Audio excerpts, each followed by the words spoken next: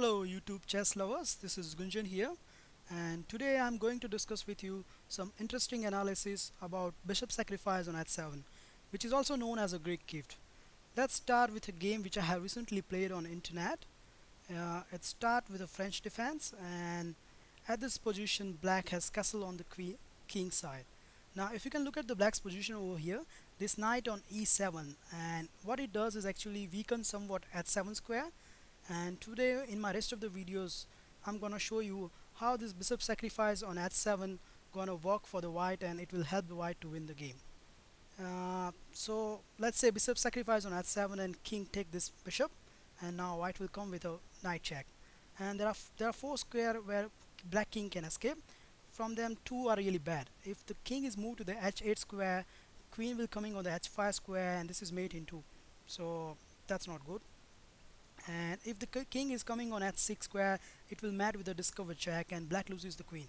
So that's not good either. So let's take first option. If the king is going back onto g8 square, where here the white queen will come on h5 square, and now the threat is h7 mate. So the only good move here for the black is move this rook on the e file and giving some breathing room to the black king. And well, white is, in this case white will continue with the h7 check. King is moving aside, again the queen check.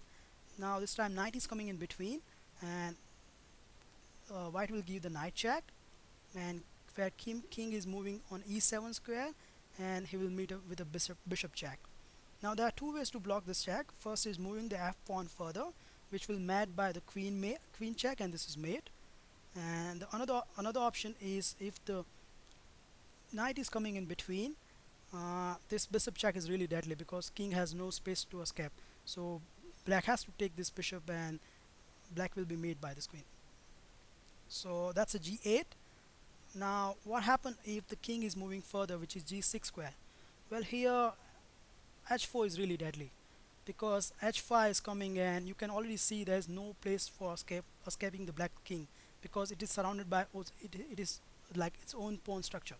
So let's say black ignore this threat and try to play some random moves like moving rook over here. Then this h5 is coming, and if the black king is moving on h6 square, this will mate with a losing the queen. And if black king is trying to coming further, it will checkmated by white. So, and let's say like what black can do about this.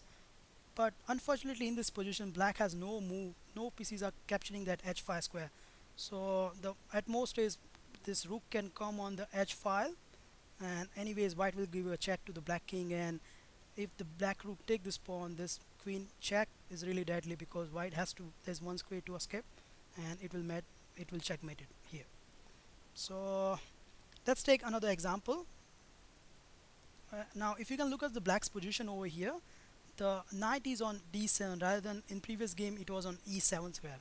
So our white move order will slightly change, but anyways I will give you an illustration of how this bishop sacrifices work in this game as well. So black will take this bishop, and now it comes with a knight check.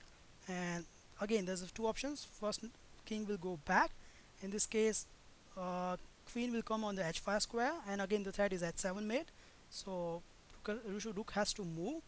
But in this case, instead of going this way, first we'll go in this way. So queen will take this f7 square and check the black king.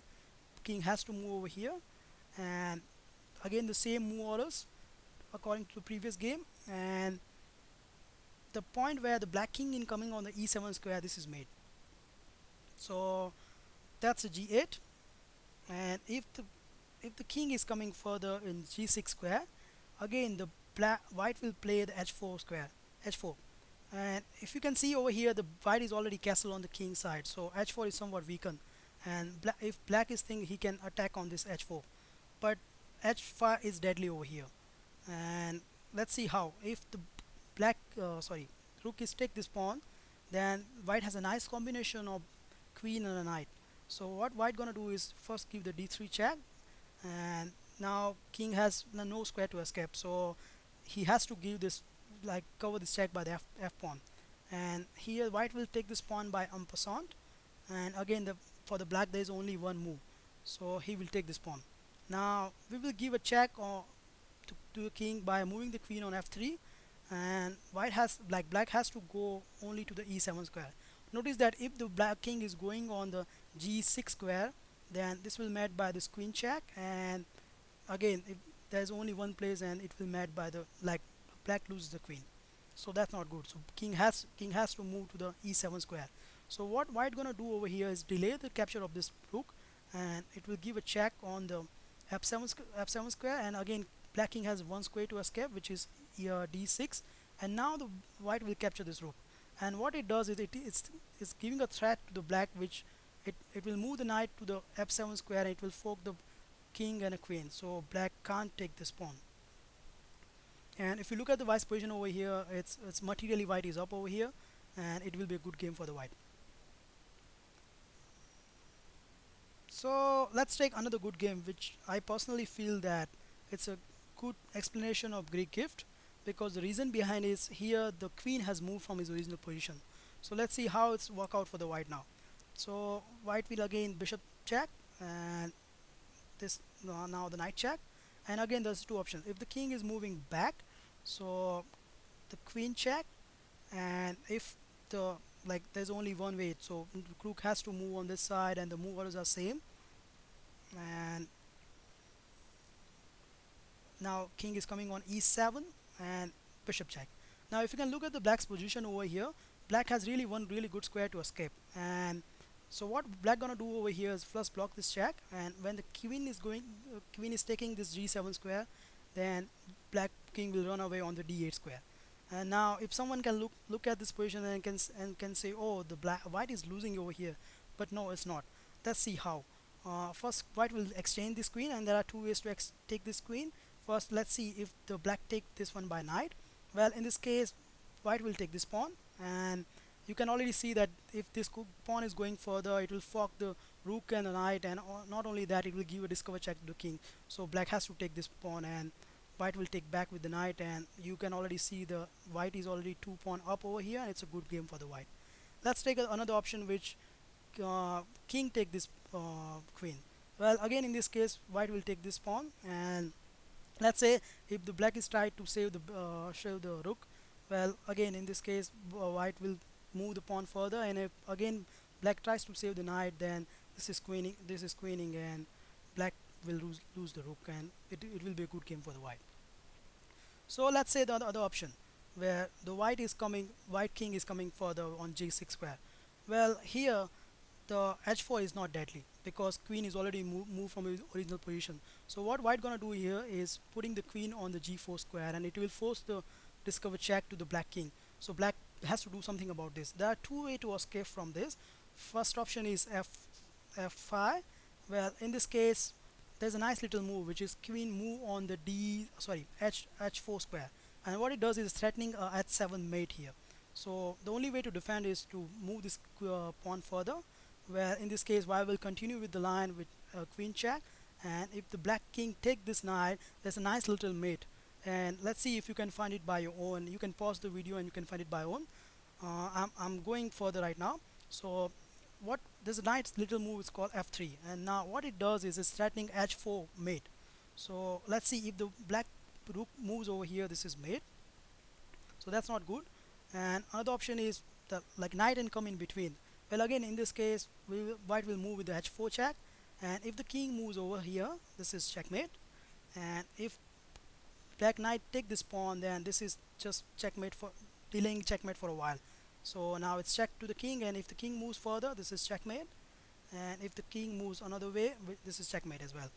So that was the f5, and let's say f6 option, which will made by the knight check, and king has to move over here, because if it move over here, this is checkmate. So black king has to move over here, and this will made by the queen check, which will allow black kings to temporarily take this knight, and here the white queen will take this rook.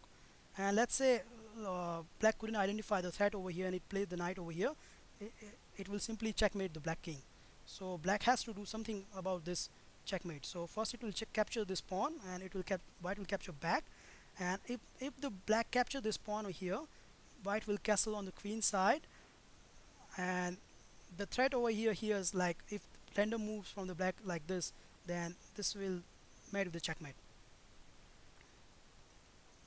So that's not good.